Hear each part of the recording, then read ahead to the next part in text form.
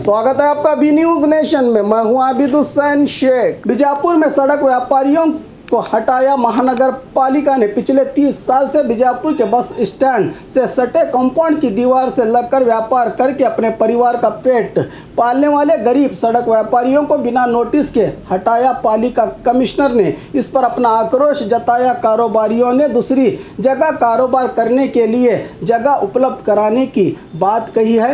Commissioner Vijay Kumar मैक्कलकी ने। मैं आसिफ पटेल बोल को TVC मेंबर महानगर पालिका में हमला सब जने वोटा गिटा दाल को चुन लाइस वाले ये सब बीदी व्यापारी महानगर पालिका कमिश्नर साहब ना इंटीमेशन दे क्या भी नहीं दे आको इनको काढ़ो कर बोल को ये कर रहे हैं उनको बस स्टैंड यहाँ bus stand line bus stand compound जोड़ गुम्मट रास्ते के ये गार्डन सब फ्रूट के और ये ब्रेड बेकरी ये गार्डन सब काढ़ो कर बोल रहे हैं। और ये कानून के अंदर ऑन स्पॉट काटने नहीं आता हो। TVC में मीटिंग होना उनको जगह कहाँ तो एक जगह ये करना, उसके बाद में 1 महीना पहले नोटिस देना, उसके बाद में इनको निकालना और उनके ये छत्ता काटो ये काटो वो काटो कर बोल रहे हैं। उन्होंने बारिश को धूप को छत लगाए रहते हैं वो भी काटो को तो कैसा है उन्होंने। और उन्होंने कमिश्नर साहब कानून मुताबिक काम नहीं कर रहे, खाली उन्होंने बीदी व्यापारियों के ऊपर अन्याय कर रहे हैं। अभी तक वेंडिंग जोन हुआ नहीं, क्या भी नहीं हुआ।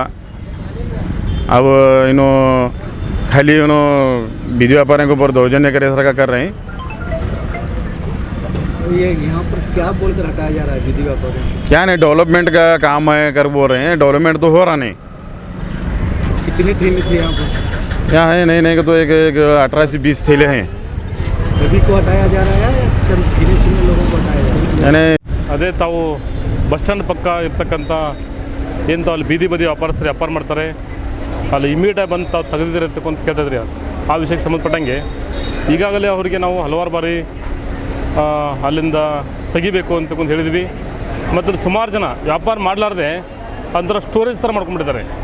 ಅಲ್ಲಿ main circle bus stand circle ಇದೆ, ಅಲ್ಲೆಲ್ಲ ಬಸ್ಸು ಆಮೇಲೆ ಸಾರ್ವಜನಿಕರೆಲ್ಲ ಓಡಾಟ ಮಾಡ್ತಾರೆ.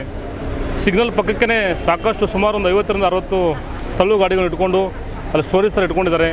ತುಂಬ ಗಲೀಜಾಗಿ, ಯಾಕಂದರೆ ಇದು ವಿಜಯಪುರ ಜಿಲ್ಲೆ ವಿಜಯಪುರ ನಗರ ಒಂದು ಪ್ರವಾಸಿ ಸ್ಥಾನವಾಗಿರೋದ್ರಿಂದ ಎಲ್ಲ ಸಾಕಷ್ಟು ಜನ ಬರ್ತಿರ್ತಾರೆ. ಅದಕ್ಕೆ ಅಕ್ವಾಡಾಗಿ ಇಟ್ಕೊಂಡಿದ್ರು. ಅವ್ರು ಸಾಕಷ್ಟು ಬಾರಿ ತಕ್ಕೋ ಅಂತ ಹೇಳಿದ್ವಿ. ಮತ್ತು ಅವರು ಉಚ್ಚ ನ್ಯಾಯಾಲಯದ ಆದೇಶ ಇದೆ ಅಂತ ಹೇಳಿದರು. ನಾವು ಅವ್ರಿಗೆ ಹೇಳಿದ್ವಿ ಮೊನ್ನೆ ಉಚ್ಚ ನ್ಯಾಯಾಲಯದ ಆದೇಶದಲ್ಲಿ ಯಾರಾದರೂ ಇದ್ದರೆ ಅವ್ರು ಯಾರಾದರೂ ತಮಗೆ ಒಂದು ID ಕಾರ್ಡ್ ಕೊಡಿ, ಅವ್ರ ಮಾಹಿತಿ ಕೊಡಿ, ಅಂಥವ್ರನ್ನ ಯಾವುದೂ ತೆರವುಗೊಳಿಸಲ್ಲ ಅಂತ ಹೇಳಿದ್ವಿ. ಆ ಸಂದರ್ಭದಲ್ಲಿ ಅವರು ಯಾವುದೂ ತೋರಿಸಲಿಲ್ಲ. ಹೀಗಾಗಿ ಅವ್ರು ತಕ್ಕೋ ಅಂತ ಹೇಳಿದ್ವಿ. ಮತ್ತು ಇನ್ನೊಂದು ಏನಂತಂದರೆ ಕೆಲವೊಂದಿಷ್ಟು ಜನ ಈ ಬೀದಿ ವ್ಯಾಪಾರಸ್ಥರ ಟೌನ್ ವೆಂಡಿಂಗ್ ಕಮಿಟಿ ಮೆಂಬರ್ಸು ಅವರೆಲ್ಲ ಪ್ರವೋಕ್ ಮಾಡಿ ಈ ನಗರದಲ್ಲಿ ಕೆಲವಷ್ಟು ಕಡೆ ಸಿಗ್ನಲ್ ಪಕ್ಕಕ್ಕೆ ಆ ಥರ ನಿಲ್ಲಿಸಬಾರ್ದು. ಬೀದಿ ವ್ಯಾಪಾರಸ್ಥರ ಒಂದು ಕಾಯ್ದೆಯಲ್ಲಿ ಹೇಳ್ತಾರೆ, ಈ ಒಂದು ಸಿಗ್ನಲ್ದಿಂದ 50 to 100 ಮೀಟ್ರು ಯಾವುದೇ ಕಾರಣಕ್ಕೂ ಬೀದಿ ವ್ಯಾಪಾರಸ್ಥರು ವ್ಯಾಪಾರ ಮಾಡಬಾರದು ಅಂತ ಕಾಯ್ದೆಯಲ್ಲಿದೆ. ಆದಾಗ್ಯೂ ಸಹಿತ ಒಬ್ಬ ಕೆಲವಷ್ಟು ಜನ ಜವಾಬ್ದಾರಿ ಸದಸ್ಯರಾಗಿ ಕಾನೂನನ್ನು ಪಾಲನೆ ಮಾಡದೆ ಕಾನೂನನ್ನು ಕೈಗೆ ತೆಗೆದುಕೊಂಡು ಅವ್ರೆಲ್ಲ ಪ್ರವೋಕ್ ಮಾಡಿ ನಗರದ ಅಭಿವೃದ್ಧಿಗೆ ಅಡ್ಡಿಪಡಿಸಿದ್ರೆ ಇಂಥವ್ರ ಮೇಲೆ ಮುಂಬರುವ ದಿನಗಳಲ್ಲಿ ನಾವು ತುಂಬ ಒಂದು ಕಠಿಣ ಕ್ರಮ ಕೈಗೊಳ್ತೀವಿ. ಕಾಯ್ದೆಯಲ್ಲಿ ಹೇಳುತ್ತೆ, ಒಂದು ಸಾಕಷ್ಟು ಬಾರಿ ಅವ್ರು ನಾವು ಮೀಟಿಂಗಲ್ಲಿ ಕರೆದು ಒಂದು ವೆಂಡಿಂಗ್ ಝೋನ್ ಮಾಡಬೇಕಂತ ಸಾಕಷ್ಟು ಬಾರಿ ಅವರೆಲ್ಲ ಹೇಳಿದ್ವಿ, ಚರ್ಚೆ ಮಾಡಿದ್ವಿ.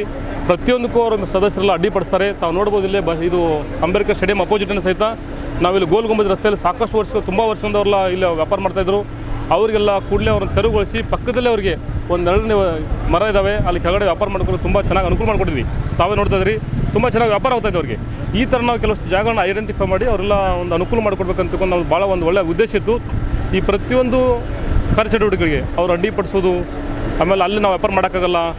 ಆಮೇಲೆ ನಮ್ಮ ಸಿಟಿ ಸೆಂಟ್ರಲ್ಲಿ ಸಿಗ್ನಲ್ ಪಕ್ಕ ಬೇಕು, ಮೇನ್ ರೋಡ್ಗಳು ಬೇಕು. ಯಾಕಂತಂದರೆ ಯಾವುದೇ ನಾವು ವೆಂಡಿಂಗ್ ಝೋನ್ನ ಡಿಕ್ಲೇರ್ ಮಾಡಬೇಕಂತಂದರೆ ಪೊಲೀಸ್ ಇಲಾಖೆಯಿಂದ ರಿಪೋರ್ಟ್ ಬೇಕಾಗುತ್ತೆ. ಅಲ್ಲಿ ಟ್ರಾಫಿಕ್ ಮೂವ್ಮೆಂಟು, ರೋಡ್ ಎಷ್ಟು ಬಿಡ್ತಿದೆ, ಸಾಕಷ್ಟು ತಾಂತ್ರಿಕ ಸಮಸ್ಯೆಗಳಿದ್ದಾವೆ.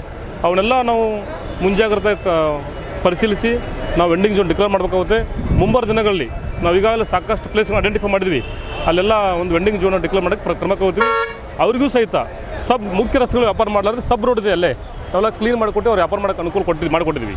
ಅಲ್ಲಿಂದ ಬರೀ ಯಾರು ಮೊನ್ನೆ ಉಚ್ಚ ನ್ಯಾಯಾಲಯದ ಆದೇಶ ತಡೆಯಾಜ್ಞೆ ಅಂತ ಹೇಳ್ತಾರೆ. ಯಾರು ಯಾವ और खबरों के लिए देखते रहिए बी न्यूज नेशन। अब आपको गुर्दे में और पित्ते में पथरी यानी किडनी स्टोन या गैल ब्लैडर स्टोन होने पर नहीं है घबराने की जरूरत। शहर हैदराबाद में सालों से इस इलाज के लिए खानदानी सिलसिले से चला आ रहा है भरोसेमंद नाम RS यूनानी फार्मेसी, जहां पर खास तौर पर पित्ते में मौजूद पथरी और दोबारा पथरी ना होने का किया जाता है मुकम्मल इलाज। आपको इस दर्द से हमेशा के लिए मिल जाएगा छुटकारा। No side effects, no operation. तशखीस करते हुए दवाएं की जाती है फराहम। तो देर ना करें, जल्द ही तशरीफ़ लाए RS यूनानी pharmacy, Bahadurpura X road, opposite Canara bank, Hyderabad. मज़ीद तफसीलात के लिए रब्त करें 9390610436 पर।